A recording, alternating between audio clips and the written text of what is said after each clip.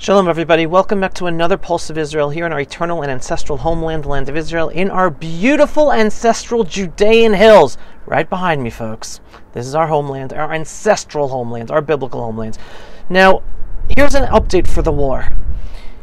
Just the other night, 2 Israeli citizens were killed in their home up north. Hezbollah shot a rocket into their home, killing them, a 70-year-old woman and her 40-year-old son. We're at war, folks, not just in Gaza, also up north. Now, the majority of the population up north have been evacuated, but I've mentioned this before, Hezbollah launches rockets at Israeli cities and towns up north every day. A massive amount of buildings and homes have been destroyed, totally destroyed. And last night, unfortunately, 2 people were in a house that was attacked, directly hit by Hezbollah, and they were killed. And I keep on telling you, this war is not going to end until Israel uses everything we got,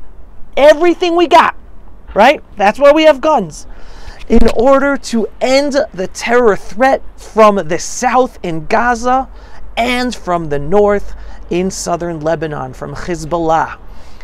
It's not going to end until everyone goes home knowing that they are safe. And here in the Judean Hills, guess what?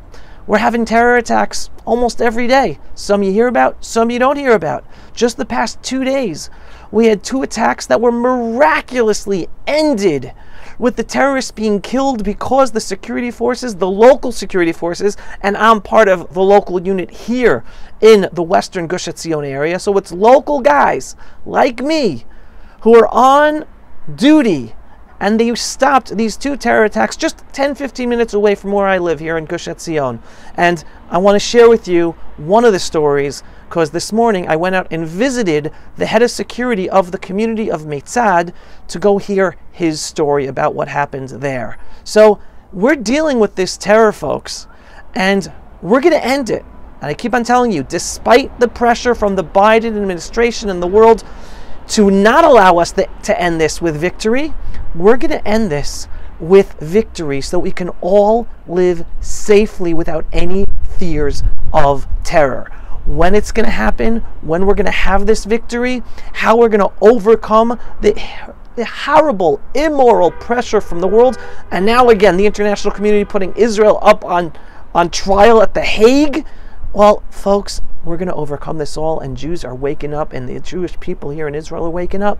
Stick with us. Support the Jewish people. We are on the front lines defending the freedom-loving world. Now go hear about what happened at this community of Meitzad. Shalom, shalom, everybody. All right, I want to first show you the beauty of the land of Israel behind me. All right, here we are in the eastern side of Gush Etzion.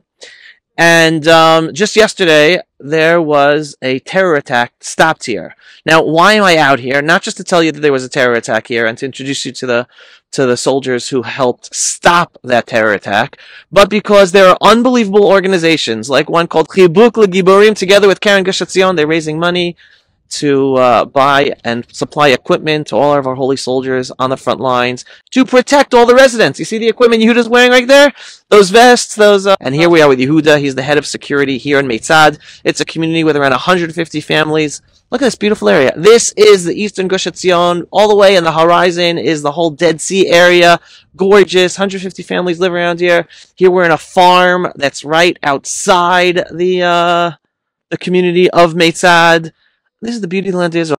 So here we are at Meitzad, and Yehuda is going to explain to us exactly the terror attack that happened, and it's thanks to equipment that was purchased by Chibuk L'Giborim and the Karen Gush Etzion that they have equipment necessary to do what they're doing to protect all the citizens here in Meitzad. So Yehuda, what happened? מה קרה כאן?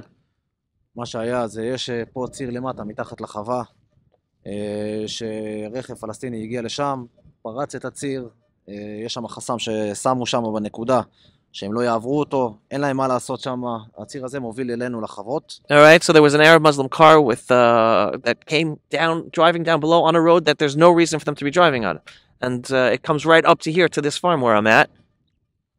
הבנו שזה משהו חריג, אלינו רחפן לאוויר וכוח שיצא מהצד השני לכיוונם. All right, so they put a drone in the air and they called out soldiers to be able to take care of the situation. ויצאנו לכיוון גם מהצד הזה. הם התחילו במרדף לעומק של השטח. So they started running after them because they saw them, so they were running after chasing them. הוא הבין שהוא בנחיתות, שקלטו אותו מהר מדי, המשיך לברוח. So the terrorists saw that they were being chased, so they started running, right? They continued running. המשיך לברוח, קרזו לו לעצור, לא עצר, באיזשהו שלב הוא פשוט התנגח ברכב שלנו, ברכב סיור. זה שישב ליד הנהג פרק מהרכב. So the Arab, after he saw he was being chased, on the one hand he was running away, but then he saw he couldn't get away, so then he rammed into the car of the security forces. מי שישב ליד הנהג פרק מהרכב, יצא עם נשק ציידים, כדורים, לא של M16, כדורים של מג, ובעצם נתן 3 כדורים לתוך הרכב סיור, שבנס עברו ממש ברמה של 5 עד 10 סנטים מהראש של הבחור שישב ליד הנהג, המפקד שהיה ברכב. הם ישר פרקו מהרכב והשיבו באש, חיסלו את 2 המחבלים. אחר כך מצאנו ברכב את הנשק כמובן, מלאי של תחמושת, גרזן, משקפת, סכינים. Wow. One second. Yeah. All right. So that after they rammed into the car of the IDF soldiers, the security forces, the terrorists, one of them jumped out of the car with a hunter's rifle, which with huge bullets, not regular M16 bullets, huge machine gun bullets, and shot into the car with the security team. Thank God it missed them. They came out unscathed, but it went right above their heads in the car. And then the security forces went out and shot the terrorists, killed them, and they found a huge amount of ammunition, guns, axes inside the car that they were going to be coming into the community of Maysad and planning to do a horrendous terror attack. זה מלמעלה מה שהיה. אני חייב רק לציין את החיבוק לגיבורים וקרן מועצת גוש עציון. האמת שהווסט שאני לובש, הכפפות שאני לובש, הקסדה שיש לי, כל זה ציוד שבעצם קיבלנו מהם, תרומה לעזור לנו, וכמו שראינו בשטח אתמול ועוד הרבה מקרים, זה באמת נתן לאנשים את היכולת להגיב בצורה טובה, בצורה בטוחה, כשהם יודעים שהם יכולים ללכת, גם עם האויב חמוש, ואנחנו יכולים להיות רגועים, שאנחנו יכולים להגן על עצמנו.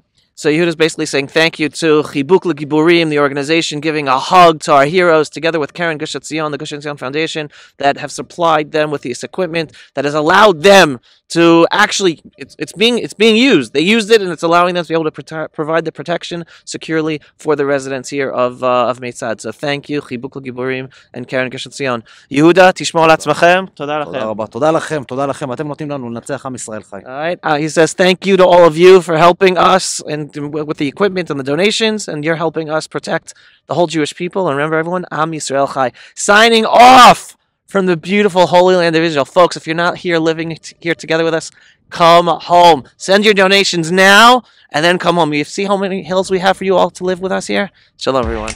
Pulse of Israel, frontline videos from the Holy Land. Support our work by donating today.